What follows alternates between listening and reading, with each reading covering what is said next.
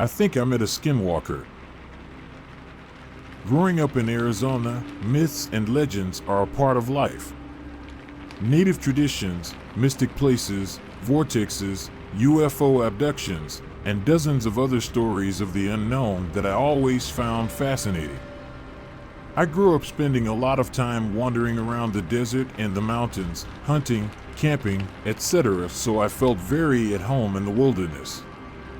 One late spring day on one of my many hiking adventures, I wandered off the trail and after several hours came upon a small group of old mud adobe houses. A few people heard me coming and came out of the houses to investigate, and after apparently making the collective decision that I was not a threat, one of the elders dressed in old-style traditional native clothing and a headdress came over to greet me.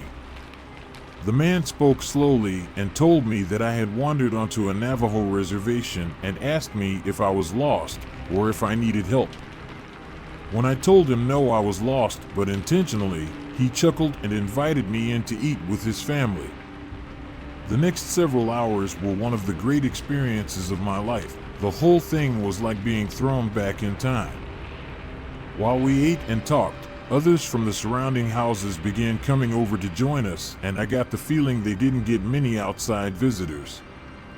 We shared stories for hours about life, family, their history in the area, and time spent in the wild, and the longer we talked, the more they opened up and the more interesting the elders' stories got. Throughout the time, there was one man who never spoke. He just sat out of the circle listening and watching me. At one point, I told them I did what I called my walkabouts every year around September, where I would go out by myself into the wilderness for 2 to 4 weeks at a time, and this got the attention of the one silent old man. When I finished, he came over to the circle around the fire, sat directly on the ground in front of me, and asked me to join him on the ground. He told me that years ago he used to do the same thing, and went on to tell me about the canyon he went to. He described it as a dangerous but magic place, and that I would see the world differently if I came back. If must be for dramatic effect. When he finished, he invited me over to his home. The house was small, and through an open door in the back room, I could see it was filled with various animal pelts, coyotes, and wolves. He walked over and closed that door, then picked up and handed me an old map and some written directions that seemed like he had been holding onto them for a long time, and just walked away into that back room and closed the door behind him. It was late, and one of the families had invited me to stay the night, which I gladly did. The next morning, as I prepared to leave, one of the old women came over to me with something in her hands, handed me a talisman, and simply said, "Dip your bullets in the white ash at the hottest part of the fire," then just walked away. September came, and as I packed for my walkabout, I saw the talisman in a drawer and something felt right about taking it with me. After a beautiful drive, I was very happy to find the Forest Service road marked on the old map. The entrance to the area was remote and overgrown, and tough to get to even in my Jeep, and took me much longer to get to than expected, so I decided to make camp and start the hike in the morning. After a few hours on a trail that looked like it had been forgotten, I came to a stream and the entrance to the secret valley. It was a narrow crack in the tall cliffs with about 4 feet of water running gently through, but too narrow for a kayak or canoe. I hoisted my gear over my head and began to wade sideways through the chest-deep water. The crack in the cliffs seemed to go on forever, but after almost 2 hours I came to the place where it opened up into a small lake in an incredible valley surrounded by tall rock faces. This may have been the most remote place I have ever been, in the sense that there was no sign that people had ever been there. No trash. No bullet casings, not even the evidence of campfires. My first night there was the quietest night I have ever spent in the wild. No birds, no frogs, not even crickets, but I didn't feel like I was alone there. In the morning, after breakfast, I headed out on my first exploratory hike to explore my new home for the next couple of weeks. After being stalked by a mountain lion on a hike about 10 years ago, I make a point of now bringing a pistol with me when I'm out wilderness hiking. After some looking around, I found a narrow path that appeared to be a game trail that led up the side of one of the cliffs and towards what looked like caves from the canyon floor. I made my way up to them and came upon an entrance that was much larger than it appeared from below. I made some noise to alert any possible animals I was there and made my way inside. The cave was an expansive single chamber that went back a couple of 100 feet. As I walked, I inspected as much as I could see with my light, but there were no tracks of any kind in the dirt besides mine, so I decided I was alone in there and pushed on toward the rear of the cave. As I came around the last bend in the cave and approached the end, my headlamp panned across a large pile of bones, some animal, some human, and a very old-looking, small candle sitting on a natural stone shelf. This is the first thing that has scared me in as long as I can remember, but focusing my wits, I remembered that there were no other tracks in the cave and figured it was all from a long time ago. I was still a little uneasy as I exited the cave and was ready to get back to camp. As I came out into the light, about 75 feet away, there was the largest wolf I have ever seen that looked like it was coming down from standing on its hind legs. It dropped down to all fours on a rock and just began staring at me, not growling or baring its teeth, just staring. I pulled my .45 and fired 2 shots to the side of it to scare it away, but it didn't even flinch. Not only have I never seen a wolf in this part of northern Arizona, but I have never seen a wild animal that did not at least flinch at the sound of a gunshot. We both stood there staring at each other for a moment. I turned and set my backpack down to grab my binoculars and get a little closer look, but when I turned back, the wolf was gone. I made my way cautiously down the path back towards camp. I have encountered wolves before, and usually, it's not the one wolf you can see that should worry you, it's the ones you can't see, so I was extra cautious for the return trip. Back at camp, I made sure my gun was fully loaded and got my recurve bow strung just in case the wolves came back. I have seen plenty of predatory animals on my adventures, it's a part of being in the wilderness, so I wasn't too worried, just prepared myself the best I could and went over to the lake to go fishing. Within about 20 minutes, I caught 2 of the biggest brown trout I've ever caught, so I decided to stop fishing for the day and take a swim. Back at camp, I made a fire, cleaned my trout, and made dinner while the sun went down. As soon as the sun went down, all of the life in the canyon seemed to go silent again. As I put out my fire and prepared for bed, I noticed there was a small flicker of light coming from the area where the cave I had explored earlier up the cliffside, which didn't make sense. It was a moonless night, and stars don't reflect that way. It couldn't have been the candle I had seen, it was too old and would not have burned so bright. I decided to keep my gun close and try to get some sleep. I would investigate the cave again the next day. When I woke at sunrise, there was a haze along the ground throughout the whole canyon floor, but as the sun rose it disappeared quickly and the area came back to life. I made my breakfast, gathered my gun and bow, and headed back up towards the cave. When I reached the entrance, I saw there were still no tracks besides mine around the entrance and decided to push up the hill further. Just a little further up, I came upon the entrance to another cave, much smaller than the first one. There was a small flat landing with a large, heavily twisted juniper tree that, to my absolute surprise, had many small objects hanging from thin, old-looking ropes tied to the branches. There were bones, but there were also old things made by humans that looked like they were old Native American artifacts. Thinking I might have found the spot where the old man I met on the reservation had stayed when he was there decades ago, I went into the cave. This cave was much different from the first one. Just a few feet in, I noticed the walls were covered in what looked like ceremonial cave paintings.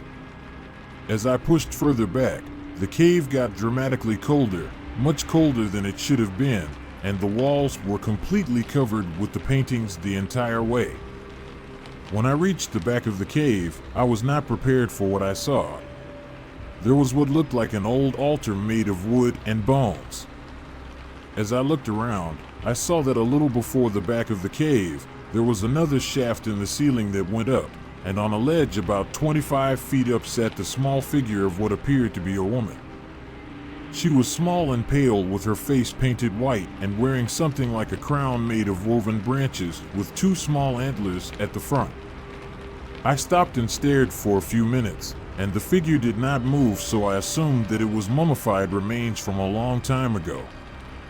Not wanting to disturb a burial site, I turned to walk back out of the cave, but I began to walk. I heard what sounded like a faint voice in an unknown, ancient language. I instinctively looked back up towards the figure, but it was gone. I was immediately terrified and ran from the cave as fast as I could get out, but my headlamp flickered and died. I made my way out, feeling along the wall to find my way, and the whole way I felt like there was something right behind me. When I saw the first light from the cave entrance, I began to sprint towards it. Just before I made it out, I looked back and there was nothing, so I slowed down, but I could still hear the faint voice and the volume never changed. When I got outside, all the bones and artifacts hanging from the tree were gone. I ran down the path as fast as I could, headed back to my campsite by the lake. Just as I reached the floor of the canyon, I noticed a large wolf at the tree line to my left, but this time it stayed standing upright on its hind legs. I stopped running, hoping to not initiate its predatory response to chase me, and again, it just stood there staring at me. I reached my campsite safely and immediately began packing up. It was too late in the day to make it out before dark, and I did not want to make the hike out at night with all that was going on. I moved my tent so it would back up to the canyon wall by the crack in the cliffside, so I didn't have to worry about anything sneaking up behind me. I built my fire much larger and knew I wasn't going to get any sleep that night. Just as the sun was going down, I began to hear noises coming from the trees, and I felt like I was being hunted. Finally, in the last light of day, I saw the wolf slowly walking around by where the path led out of the trees, and it began to slowly walk towards me. This time I drew my gun and fired toward the creature, intending to hit it, and while I saw a couple hit the dirt around it, several bullets hit it. Several rounds from a .45 will at least slow down anything I've ever encountered, but this giant wolf kept walking towards me like nothing had happened. I continued to fire at it until the inevitable click of an empty magazine. I reached down and fumbled around in my backpack looking for my other magazines to reload, and as I lifted it, the talisman the old woman gave me fell out onto the ground. I picked it up and put it around my neck and immediately remembered what she had told me: dip your bullets in the white ash. I looked around but didn't see my backup magazines, so I grabbed my bow, pulled an arrow that was tipped with a hunting broadhead, dipped it into the white ashes, drew, and fired. I hit the creature just in front of its right hip, and it let out a noise somewhere between a growl and a person screaming that made my blood curdle. I can hear that noise in my head to this day. It immediately turned and ran back to the trees, and in the flicker of the firelight, I saw the small woman with the antler crown standing there waiting for it. They both retreated into the trees, and for the rest of the night, I could hear the same faint voice I had heard in the cave. I spent the night outside of my tent, as awake as I have ever been, but no longer afraid, and at dawn finished packing up so I could get out of that canyon. The next spring, I went back to the small group of houses on the Navajo reservation I had found the year before. I was wearing the talisman as a necklace, and the first person to greet me was the woman who had given it to me, and she ran up to give me a big hug. "You heard me," was all she said. I asked the group about the man who had given me the map, as I was almost desperate to talk to him about the experience I had so I could compare it to his own. They told me that he had disappeared shortly after I had visited them the first time and had not been back. Strangely, when I tried to tell them what had happened to me, no one would let me tell the story, and the oldest man there who sat in the corner kept mumbling the words Yinald Lucia. We all once again sat and shared other stories of life and a meal. Before I left the next morning, I found the old woman who had given me the talisman and offered it back to her. She smiled and told me I had a good heart, then just closed my hands around it, telling me to keep it to watch over my next walkabout. I went back to that small village on the reservation several times over the next 10 years or so till I moved to Oregon, but they never let me tell them what happened. I never went back to the canyon, and while curiosity sometimes gets the best of me, I don't think I ever will.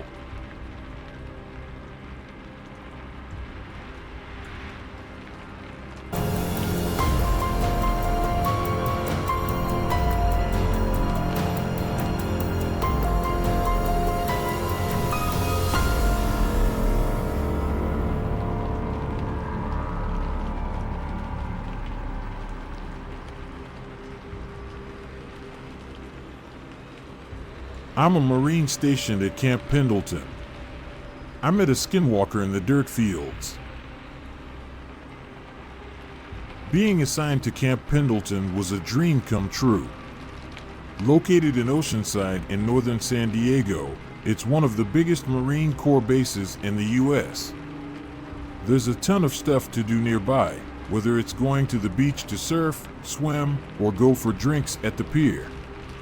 The people around here are mellow, and there's a surfer sort of vibe to the neighborhood I moved into.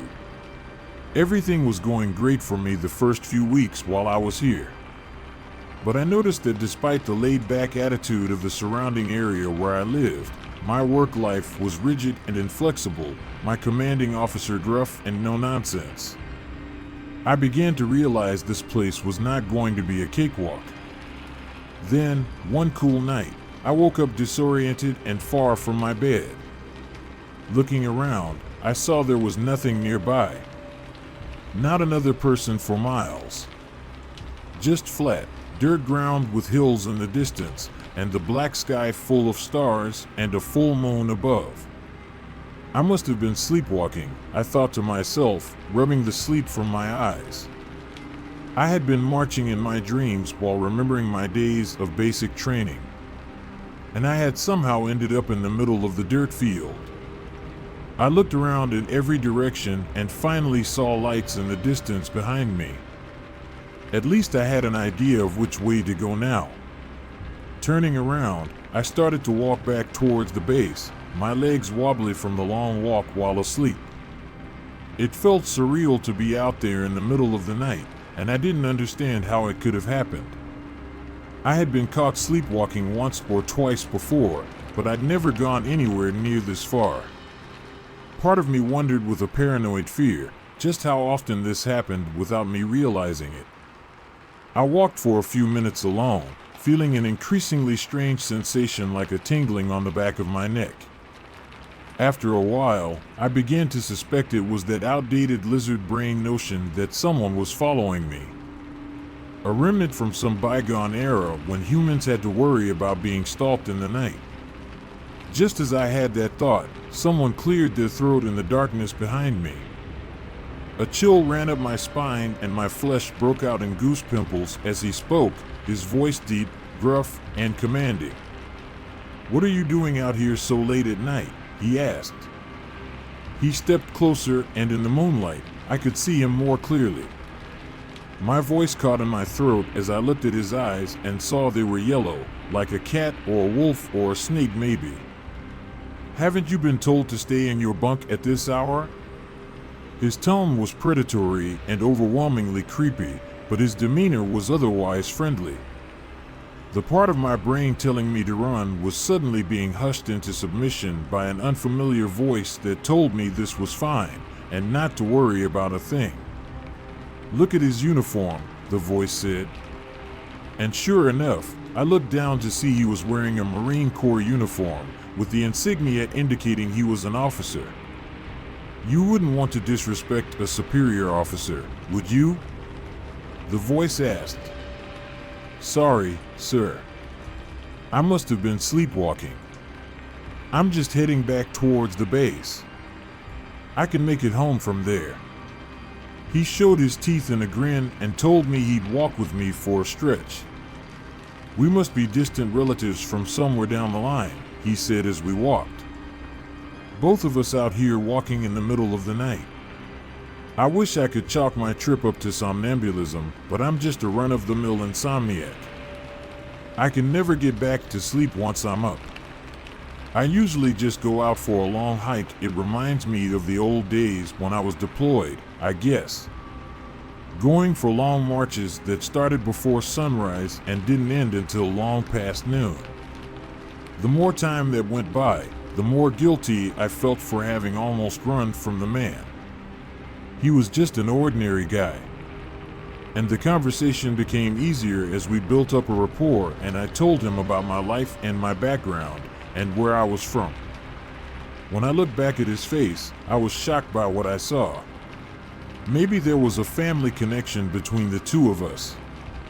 In the increasing light from the base, as we drew closer to it, I saw there was a striking resemblance between us. He didn't look like that when you first saw him, that suspicious voice in my mind said uneasily. His eyes were yellow, remember? And now look at them, they're brown. But it was quickly drowned out by that other, louder voice that spoke up and said all of this was okay too. It was just dark out in the dirt field, and I hadn't gotten a clear look at his face until now. Tell me more about your parents, he said. I want to know all about them. What are they like? I started speaking again, feeling hypnotized as I looked into the older man's swirling brown eyes. He was walking slower and slower, and I was matching his pace. The base was close now. I could see the lights of it were very bright up ahead, less than a couple 100 yards away. But they were getting dimmer suddenly. The light was fading. But how? Were we walking backward now? Was I even walking at all? Or was something dragging me now? It took me a few moments to shake the strange, sleepwalker's haze from my vision, and I realized I had been in a trance of sorts. When I looked at the man's face again through my half-closed eyes, I was astonished at what I saw. He didn't just bear a passing resemblance to me, he could have been my long-lost twin brother. His eyes were the same shade of brown, his hair close-cropped and chestnut. His jaw was defined and his nose was sharp and angular. But his smile and his teeth, those were not like mine at all. They were pointed and long, designed for tearing flesh from bone and ripping it to shreds. He was pulling me, dragging me across the dirt, deeper into the darkness again. Who are you? I heard myself asking, and in that second, he changed completely. It wasn't like in a horror movie when you see a man turn into a werewolf over a matter of a few minutes. The metamorphosis was not slow and drawn out. Instead, it happened in a split second. I blinked and the man who looked like me was no longer there. In his place was an indescribable monster, tall with long limbs, pale gray skin, and pitch black eyes. Its jaw was unhinged as it revealed teeth longer and sharper than those belonging to a wolf or a bear. It reminded me of that strange, ethereal white-masked creature from Spirited Away, full of hate and hunger and wanting to consume everything. It didn't appear solid. This thing looked like it was made of shadows. A shot was fired suddenly, bringing me out of my hypnotized stupor. I realized that I was being dragged away from the base. The creature had my shoulder between its jaws, and it was biting down so hard I could feel it grating against the bone. Another shot rang out, and I heard a few people yelling. There were footsteps, and I heard something approaching from behind me. The thing tried to pick me up in its jaws, and it was so massive and so strong that it succeeded momentarily. I thrashed and punched it in the face, kicking it in the eyes. My shoulder was on fire and my entire arm felt like it was dangling by a thread, as if it would pop off at any second, unhinging at the joint like a Thanksgiving turkey drumstick. And then, for a second, I thought it would. It popped out of the socket and dislocated. The flesh began to rip and tear and bleed. The creature nearly tore my arm clean off as another shot rang out. I gave it one more good, hard kick to the face and the already wounded monster dropped me to the ground, letting out a low moan of pain. It fell, its form turning into a large black puddle of darkness like an oil spill, before skittering off into the night like an infinitely long centipede. It blended in perfectly with the shadows and was gone a second later, just as a few other Marines arrived.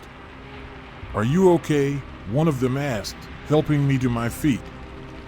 Man, I never thought I'd live to see someone get attacked by a mountain lion. You're lucky to be alive. It took me a few seconds to comprehend what he was saying. It was so bizarre. The thing that had just attacked me looked nothing like a mountain lion. It was long and tall and humanoid, with a black, wispy shroud surrounding it like a living cloak. "Man, are you blind?" the other Marine asked. That wasn't a mountain lion. I breathed a sigh of relief. I wasn't crazy. Someone else had seen the thing as well. It was a wolf. A big, gray wolf. Man, I've never seen one so big. You sure are lucky to be alive, though. That's for sure. Do you want us to call for an ambulance? I shook my head. No, I'll be fine. I can walk. I took a nervous look at them both, as if judging for myself again whether they were human or not. But I decided these two were the real McCoy. If not for them, I would have been that thing's dinner. The two of them walked me back towards the base, and I tried to decide whether I should tell them the truth of what I had seen. But with each step we took, the memories started seeming more and more surreal and dreamlike, to the point where I even started to convince myself I had exaggerated what happened. Maybe it was a mountain lion, or a gray wolf, far from its pack, desperate for food. But no. The memories could have been wiped away, but the teeth marks were not. They were strange, and totally unlike anything a wolf or a mountain lion might leave. When I went to the infirmary to get the bites looked at, they told me they'd never seen anything like them before. After several sets of blood cultures and antibiotics, they never figured out what was wrong with me, or how to get rid of my symptoms. Sleepwalking is the primary among them. I would get up from my hospital bed in the night, and it would take a whole team of security guards to get me back into my room. So desperate I was to escape. Back to the fields, I told the men. I needed to get back to the dirt fields. To march. All they could do was watch as my symptoms got worse, and as black, vein-like formations began to spread from the bite wounds. Like a dark plague, spreading throughout my body. Everything is so cold now, and I feel like I'm losing control. I don't want to feel like this, but I can't help it. Whatever bit me, it infected me. Its contagion is spreading throughout my system and I can no longer fight it. I get these windows of time when I'm with it enough to speak and live my life, and then I get a period of darkness where I remember nothing. They discharged me recently, leaving me alone to deal with the symptoms myself. I think they're worried about having me so close to the base. They don't know what I'm capable of anymore. Most nights, I wake up far from home and don't know how I got there, just like that night in the dirt field. Like I'm sleepwalking all over again. Except that's not what this is. This is something much worse. The dark veins are spreading up my neck towards my face, making me stand out and look strange. People think they're bizarre facial tattoos, inching their way towards my skull. They keep asking me if I'm alright, as sweat pours down my reddened face and my eyes dart around with nervous paranoia. The blackouts are getting closer and closer together. I don't know how much longer I have left to be me. And I'm terrified of what's going to happen when those veins get to my heart and my mind. Who knows how long I have left before I'm out roaming the dirt fields, looking for a meal.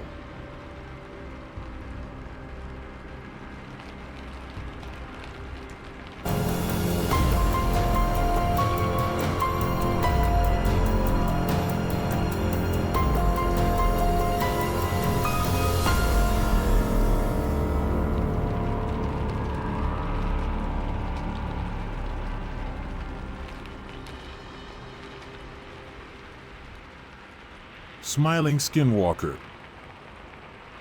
I've had a draft of this story set up for a while, but I've been too worried and scared to tell. It made me question everything. My faith, my eyes, my sanity. I've decided it's time to finally let others know about what I've experienced, as it may help me move on. At least that's what I hope. I recently moved westward to Arizona from the boring state of Oklahoma. I am a devout Christian, and never once before had I believed there were entities in existence that we couldn't hunt down with our modern advancements. It's 2019, for heaven's sake. You'd figure if we wanted to find something, we would, and most of all, we could. It was the 23rd of December, 2018. I was in Payson, Arizona, a bit north of Phoenix. My friends and I, in our Christmas spirit, decided to head out north of town, about 5 to 6 miles or so into the forest on a secluded trail. It was cold that night. Some of my friends shivered and displayed obvious signs of unpreparedness. I was layered fairly well, and yet the winds and frigid cold punctured through my layers and onto me. We wanted to make a bonfire, warm up, enjoy ourselves, and have a few drinks. I knew as soon as I got into the car to head that way, something was off. I felt sick and uneasy, and something in my gut told me to just stay home. But I couldn't put my finger on just what, and ignored my ever so looming feelings of anxiety. We picked up friends and headed to the trail. I'm a huge nature lover, and always felt safe in the confines of the forest. I felt in control and at ease. But not tonight. It may sound cliche, but I'd be damned if it didn't feel like someone or something was watching me when we finally got there.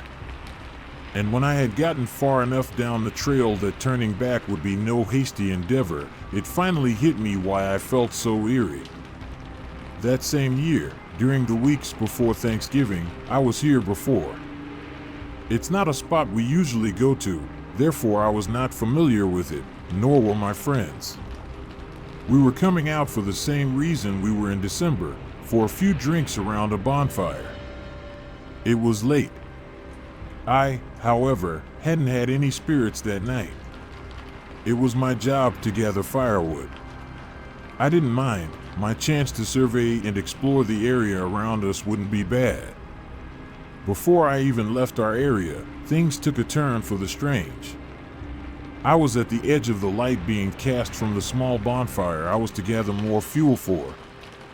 In the faint glow of the far trees, I caught a glimpse of something darting behind a tall pine. I asked backward to my friends if it was out of the ordinary for people to be hanging around this spot. My query was only met with silence from them as they drank on. I took a few more steps beyond the comfort of the blaze, keeping my eyes affixed on the tall, shadowy figure fixated behind the tall trees. I could faintly make out that it had moved in a slight bobbing motion, like a buoy upon a tide. My immediate thoughts drew a blank as to why someone would be out here doing this. Maybe I was seeing things, or it was a prank of some sort. I opened my mouth to call out, or even crack a joke, but was mortified when I realized I could not speak. Something inside of me prevented me from making any noise. My heart raced. As it swiftly came, it shot off into the distance like a bullet. Being startled so badly, I fell back onto the ground and kicked myself back like a spooked animal, scratching and cutting my hands as I did so. My friend saw me and laughed, thinking I was drunk. I managed to stammer out a line to what I saw, but was only met with a few blank stares and laughs, making me sound stupid. For the rest of the night, I never dared step away from the beams of the bonfire. As I walked down that trail that frigid December evening, I remembered what I had seen and felt on that cold November night, and my stomach dropped. My friends were slurring out Christmas carols and other drunk epiphanies. I know they wouldn't listen to me even if I spoke out, so I ignored the guttural feelings, prayed for the best, and walked on. I hadn't been drinking much this night either. I don't enjoy alcohol as much as my friends, and often I was the one responsible for herding them home when the night was over. However, to calm my tense nerves, I had a drink or two from some Jaeger we had chilled in the ice chest. It was Christmas after all. It worked. We were all having a good time, enjoying our festive feelings and generally savoring the crisp forest atmosphere. Soon, nature called, and forgetting my prior ordeal, I began to walk away from the fire to relieve myself. I walked a fair 300 or so feet away towards a big rock resting behind some fallen trees, not wanting to be seen doing my business. I was not even far enough away from the fire to not be able to hear my friends' voices echoing through the woodlands. From behind me, my friend Corbin, who had come along, called out my name.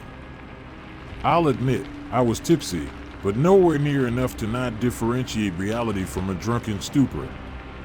I remember calling out to him, telling him to give me a moment to finish. I zipped up and turned to walk around the rock to where I heard him wonder too.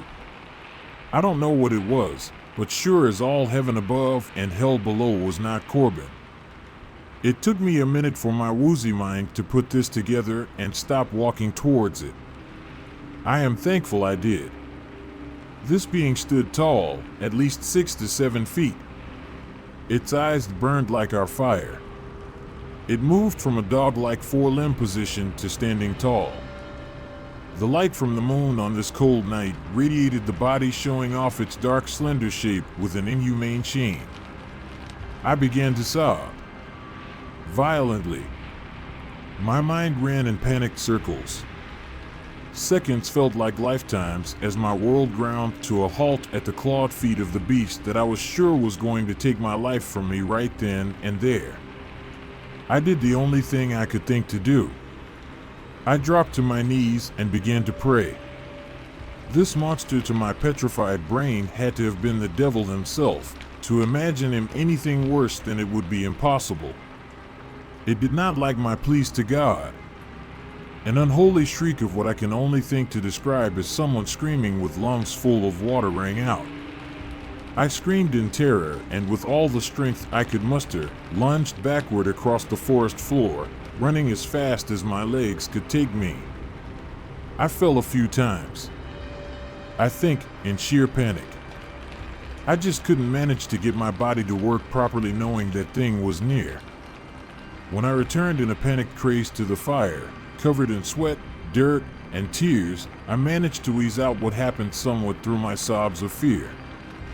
I could tell they doubted whether or not what I was desperately stammering out was real or not. I think I was so horrified at that moment that I had a small seizure because everything else was a blur. I remember going to the truck and leaving. I remember waking up the next day receiving a multitude of texts saying I was either stupid and crazy, or texts from worried friends asking if I was okay. And I also remember the last I saw of the thing before I made my frenzied flee. When it smiled back at me through the forest and skittered off into the darkness. A few days after Christmas, I was able to get in touch with a native elder here in town. I was so scared of mentioning the event because I was worried about being mocked or him not believing me. To a twist of my thinking, I told him very vividly what I had encountered. He wholeheartedly believed and told me it was a Skinwalker. He then blessed me thoroughly and told me to leave that stretch of land alone and never venture out there again. Next time I might not be so lucky. He didn't have to tell me twice. I know I sound crazy. If I were you, I wouldn't believe me either. But you don't have to. All you have to know is that for the love of God above and all things holy, never forget that we are not alone on this earth. Sometimes during the night, whenever I look out my window, I catch sight of eyes in the trees looking back at me. I will keep this thread updated. I am still horrified.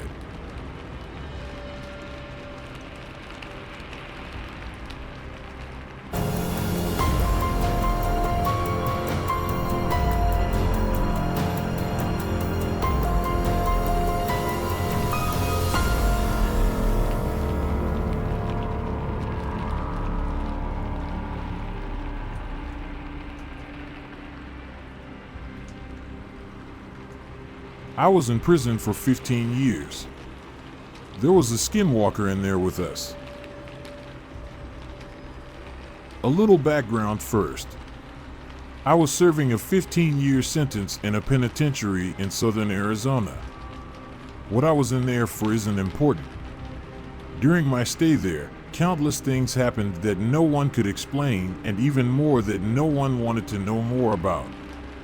It all started with a prison legend.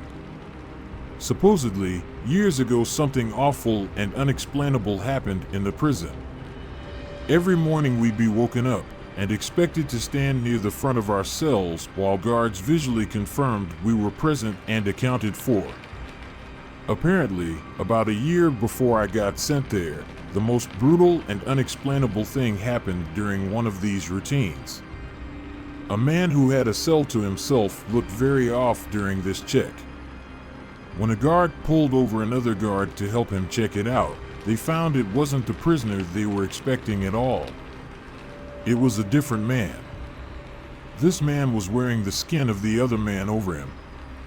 Loosely fitting, draped over him, apparently looked like a real monster. The scariest thing, though, was the guy wearing the skin was not an inmate. They had no idea how he even got into prison, let alone a cell. What's worse is that they couldn't even figure out who the hell he was. He wasn't documented anywhere. And what's worse than that? They never even found the body of the man with the skin he was wearing. Pretty grisly stuff, I know. And I realize that's not the go-to definition of a Skinwalker, but that's what the prison called him. The Skinwalker. Didn't help that the guy never talked apparently. Anyway, that's what started the whole Skinwalker superstition around the yard. The guy got shipped to a different spot about a month after it happened, and just about everyone in Gen Pop felt all the better for it. I heard about the story on the second day of my stay. Hell of a story to hear to place in your home for the foreseeable future. Now on to the real shit though. Sure, that guy was the Skinwalker, but all he did, in the long run, was get an old lifer Navajo inmate to tell everyone about actual Skinwalkers. It seemed like a lot of the prison culture revolved around them. Now, Skinwalkers are tricky to point out on the spot, but if you manage to survive around one for more than a minute or two, almost everyone can tell the mannerisms are all off. They can mimic human speech, but not replicate it. They twitch manically. They have an unnatural gait while walking. But apparently, they got better with experience. The old Navajo guy, his name was Carl, said that he was sure there was an actual one among the prisoners, slowly picking us off over the years. He called it the Grandmaster Skinwalker at one point. He thought it had human mannerisms down so well that you might not even be able to tell if it was your cellmate for a day or two. It had to be good, he posited one night. He would expect a Skinwalker to jump at any opportunity for a kill. But this one realized it had a revolving door of people to kill coming to it, and masterfully bided its time, as Carl thought, for years. A lot of guys found humor in it. A lot more were really on edge about it. Every once in a while in prison, people snap. Sometimes you'll find your cellmate swinging in front of your bunk, strung up around the neck by his pant leg. Sometimes you just can't take it anymore. But in our yard, people tended to snap in a very special way. It wouldn't be an outburst at dinner or a silent suicide in the night. Guys would just stop talking, hunch over and shuffle around. Any friendships they had would be mostly out the window. They would turn into a loner during rec time. They would let their hair hang in front of their face. No one liked to talk about it. Like if they did, it would happen to them next. I felt the same way. I didn't know if it was a skinwalker or just people going crazy. But I didn't want to find out. It wasn't clockwork or anything, but every time someone snapped in this way, it wasn't more than a couple weeks before they were shipped off or transferred to God knows where without anyone else knowing beforehand. Then there were the nighttime occurrences. Short, loud bursts of sound echoed through my cell block during all hours of the night regularly. It sounded like a mix of pigs' dying squeals and nails on a chalkboard. Just another thing no one liked to talk about. Even scarier were the shadows and footsteps. The block was dimly illuminated in the night by a few lights hanging from the ceiling outside the cells. I saw shadows flit across my walls on a regular occasion when there were no guards near my cell. One time near the end of my sentence, I woke up, looked at my back wall, and found a perfect silhouette of a person standing there. But when I looked, my bunkmate was asleep, and no one was outside my cell. And the footsteps. Everyone hated the fucking footsteps. They were the scariest part. In the night, sometimes, more rarely than the shadows, you would hear ungodly fast footsteps. They sounded like wet feet slapping on the tile floor. Whatever caused them would fly from one end of the block to the other in a dead sprint. Whatever it was inhumanely fast. If you happened to be awake before it started, by the time you heard the footsteps on one side of your cell and whipped your head around to see the thing run by, it sounded like it was 3 cells past you. Everyone hated the footsteps. I agreed. I thought they were the worst. I was released from that place about a month ago, and I have more stories than I can count. I swear it was nearly my turn. About a week before I was discharged, my cellmate and a good friend of mine snapped. In the same kind of way. I didn't sleep for an entire week. Well, I did sleep of course, but never for more than a few minutes at a time. Never turned my back on the guy. The scariest thing? I woke up one night to him somehow snaking his body through the bars of our cell. For reference, I couldn't get anything past my shoulder through them. The worst part though, he was coming back into our cell. On the day of my release, I didn't say a word to him. Just left. He seemed fine with it, and was I. I had made it through 15 years of prison fights, gang disputes, and for all I know, Skinwalker abductions. I left through the front gates, a free man. As I walked along the fence for the rec yard, I spotted my cellmate, standing off on his own, like he had for the last week or so.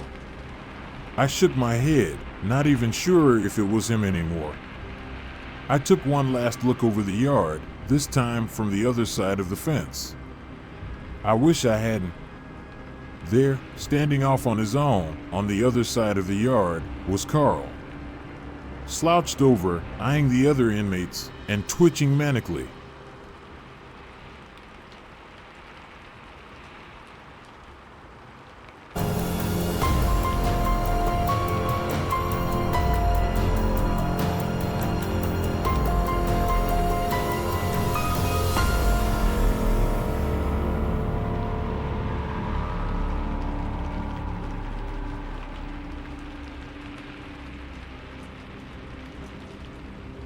How to Outsmart a Skinwalker.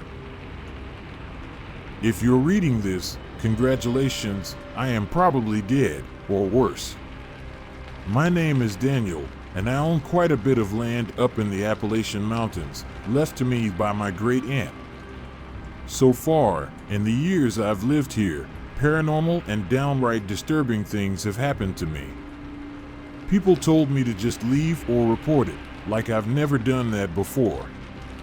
To them, I'm just a young guy that went crazy a little too early. It bothers me that normal people have no idea what goes on up here, all alone. My first encounter with them, I didn't know how to deal with them. Heck, I didn't even know what they were called until recently. It's important, or at least it's important to me, that some of the tricks I've learned throughout the 3 years I've lived up here could be of use to somebody. My second, or maybe the third time I was stalked by a skinwalker, it felt like I was walking in circles. I had a trail camera with an SD card pretty deep in the woods. But when I tried to walk back to my cabin, I kept passing the camera. I was effectively walking in circles. This went on for hours. The sun was setting soon, and I was quite thirsty at the time, I remember. I sat up against the tree my camera was mounted on and started softly crying. It was watching me. I guess waiting for me to fall dead. I hit myself in desperation a few times, trying to think. I sat up and took a very deep breath, wiped the water from my eyes, and it dawned on me. It's gotta be messing with my equilibrium. I have to be off balance, there's no other way. Teleportation in hindsight sounded stupid. But I could still walk, but my depth perception was slightly off. All I had to do was tilt my head as far as it would go into my shoulder and walk back to my cabin.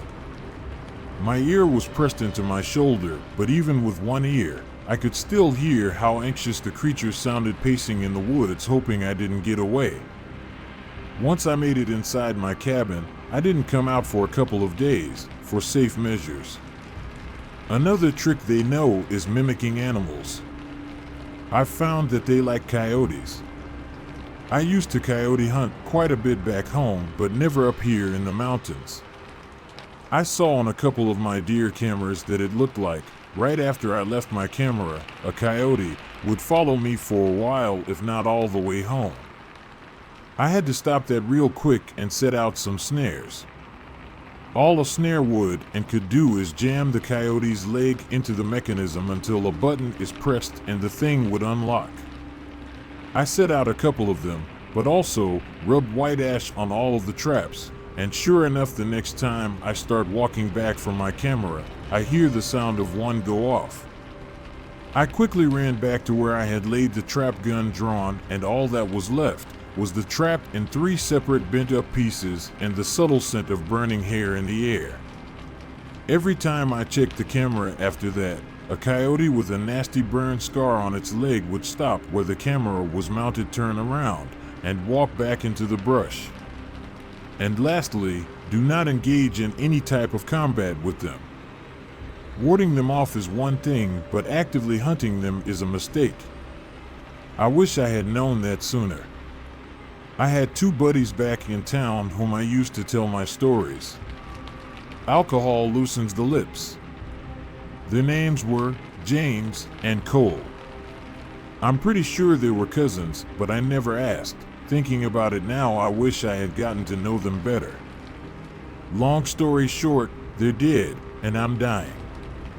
This morning they came and pounded on my door insisting we hunt these skinwalkers. I told them it was a very bad idea, but they even took the liberty of buying silver bullets. They told me how much they cost, but I can't remember right now. I finally caved, and we prepared all day. We first started making a large amount of white ash and cleaning our guns. Heck, they even packed MREs and special high-dollar spotlights. We set off right as the sun went down. We weren't 3 hours in when disaster struck. We're all sitting around a tree. I could tell these skinwalkers were watching us. They're all around us. Multiple. I'm frantically scanning everything with my spotlight, not even realizing Cole wasn't with us anymore. I asked James where he was, but he didn't seem nervous at all and told me he may have had to pee. I turned back to face my front, and there I see Cole. He's a good distance out, but something wasn't right. He was contorting in ways a human could never. I started to turn around to ask James what we should do, but halfway around, I heard James' guttural breathing, like his lungs were filling with blood. I couldn't stand to be there anymore and booked it back to the cabin. The forest seemed like it was laughing at me in my desperation to run home. I knocked my flashlight running, and it was slowly getting dimmer and dimmer. I eventually had to ditch it and use some of the flares Cole and James bought. I pulled the top off and struck it against a tree, and the red flame lit up the surrounding forest. There were so many of them. 10, 20, probably more, but as luck would have it, they never attacked me. I could see the cabin and flung the door open and shut it behind me. I ran for the upstairs bedroom and quickly got into the old wooden closet where I am typing this. I don't hear them, but they're outside my house. Unfortunately, I did end up getting clawed, or maybe bitten. It's not a terrible wound, but it's bleeding black. If you can send help, please do. I need it this time.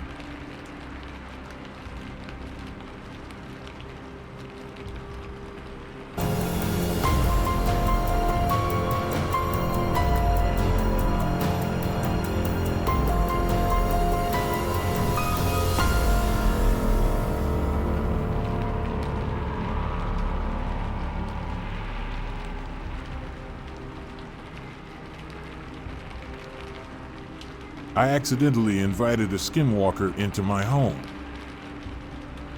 I know, you must be wondering how it's possible to accidentally do that. But, hear me out. I never was superstitious, and when I recently moved to this new town, I did not expect that to change. Anyway, I'm new to town, so what do? I throw a housewarming party. Invite everyone nearby, and the party goes on well enough. I feel like I've gotten to know at least some of my neighbors okay-ish, or at least as okay as you can in a few hours.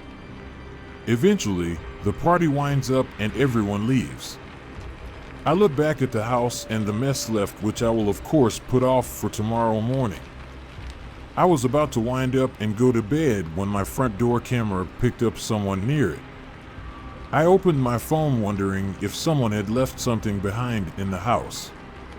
I opened the footage on my phone and saw no one. Looked out the window, nope, no one there. I would have thought it could have been some kids playing a prank, but it was 2 a.m. and I was going to just shrug it off when it alerted me again. I opened the footage, and this time I was very confused. I had no idea what it was that I was looking at. It looked like a dog, but far too big to be one. I only got more confused as someone stood up on its hind legs. And there was something off, for lack of a better term, about it. The eyes weren't moving or blinking. It looked like a costume of some sort.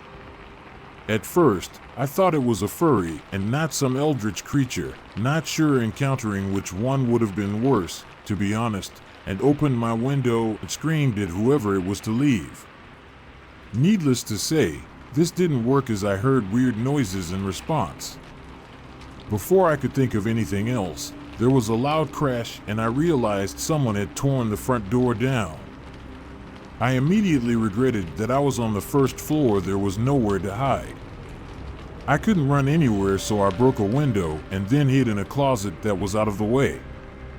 I hoped that the intruder would think that I had jumped out the window and run and get out rather than check the closet. Unless they were a thief, but I had a gut feeling this was no robbery. They were here, for me. Through the crack at the bottom of the closet, I could see a shadow move across the opposing hallway.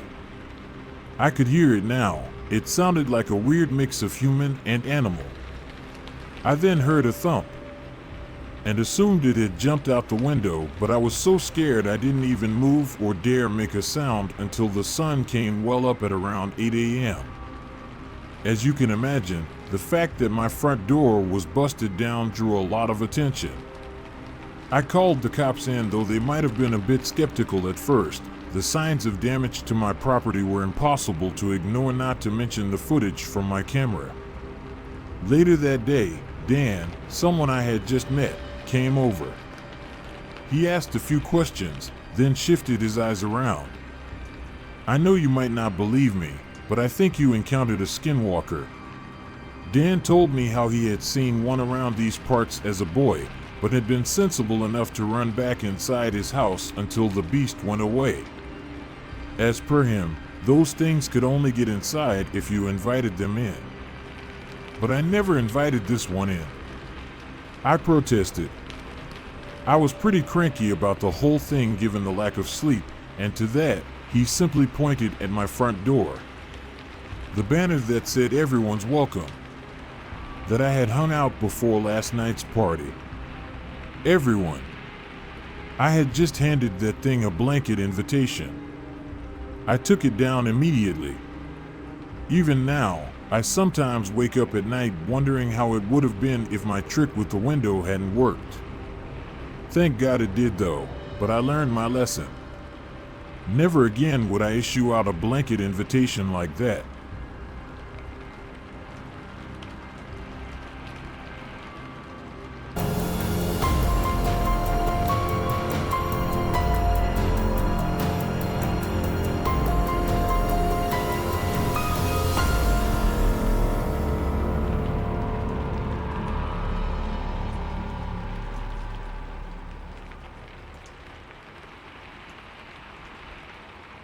I think my wife is a skinwalker. My wife and I just recently welcomed my sweet daughter into this world, but I've got a bad feeling she may not be as sweet as she seems to be to me. But to understand why I'd say that about my daughter, I need to give a little backstory to the situation. We haven't been married very long, as it's not frowned upon to marry soon in my family. But when we were first dating and staying with my parents, we slept in their living room, and when we woke up one morning I noticed the door was still unlocked, but I was always sure to keep it locked. I never really noticed anything else though. I never saw any handprints on the door or windows. I never saw anything out of the ordinary at all that would be a telltale sign of an intruder. I brought it up to my dad, so he took me to his office to check the CCTV monitor. No one had approached the house all night. Everything was eerily still except for a very large cat that would always hang out in their yard. That cat had been around for a long time though. We always thought maybe it was a neighbor's cat because we lived out in the backcountry of Texas and there were other people out in the woods. But growing up there, I did notice a lot of things that scared the shit out of me. I once saw my cat, Salem, shape-shifting right in front of my eyes when my little cousin and I were playing soldiers near the woods. One of the old men down the road would tell us stories of a panther that would kill people's horses, but I wondered if it was my shape-shifting cat or something. My dad also told me a story of a man who lived on our land before we did that killed his daughter's bus driver for what she said he did to her one day when she came home crying. And he would see the ghost of that dad standing over him when he slept with a blood-stained shirt and evil radiating from his eyes. And of course countless other stories of all sorts of things that go bump in the night. None of that seemed related to the night I noticed the door was unlocked. However, since then, I've noticed a lot of things are different about her than she used to be. But nothing too extreme, just minor things. Things that only people close to her would know. She started wearing makeup when she never really liked it before. And what she liked to eat changed. But I didn't know how to explain it. I had only known her a few months and only had to ask what she liked to eat so few times for dates and family gatherings. Every time I tried to talk to her about it or ask her if something was wrong, she shot it down. So I just had to deal with the fact that maybe I was just discovering her for who she was. I got used to it. It wasn't a big deal after all. Like I said, it wasn't anything major, and she still seemed like the girl I loved. And as I said, we had only been dating for a few months at the time. She also started calling me Delicious, which wasn't a pet name we had used before. I tried to ignore how uncomfortable her tone was when she used it. It was probably just sexual anyway. More recently, I've noticed odd smells originating from under our house when I'm out working around the yard. I've also noticed a greater number of flies and carrion birds. I was hoping a lost dog or some large rodent had just crawled under there and died. But one day I found the promise ring I had given her that she said she lost before we even moved to this house. It looked extremely old now and caked with mud. I started nosing under the house near where the ring was lying, and I found a large indentation on the earth as if something was lying there but had been moved. Soon after that day, she surprised me with the news that we were going to be parents, and I was so excited at first until I realized something. I just knew my initial suspicions were proven true when she got pregnant. You see, my wife warned me right away not to expect children because of an accident she had when she was small. She was infertile.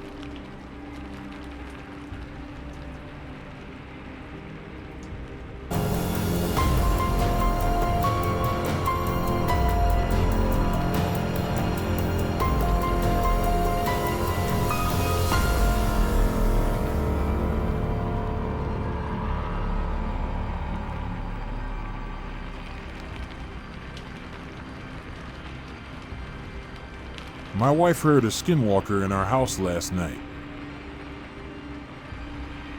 Let me start by saying that my wife doesn't believe in paranormal entities or anything of that nature. We have 3 cats, and one of them likes to be a rebel, jumping onto counters and meowing at the top of his lungs just looking for attention. He does this throughout the night, and it's a regular occurrence. Last night, after a few beers and video games, I decided it was time to head to bed with my wife. When I woke up this morning, my wife was attached to me with wide eyes and a nervous look on her face. I asked her what was wrong, and she proceeded to tell me what happened last night. She said that around 2:50 in the morning, she was woken up by a noise that sounded like one of our cats downstairs meowing unusually loud.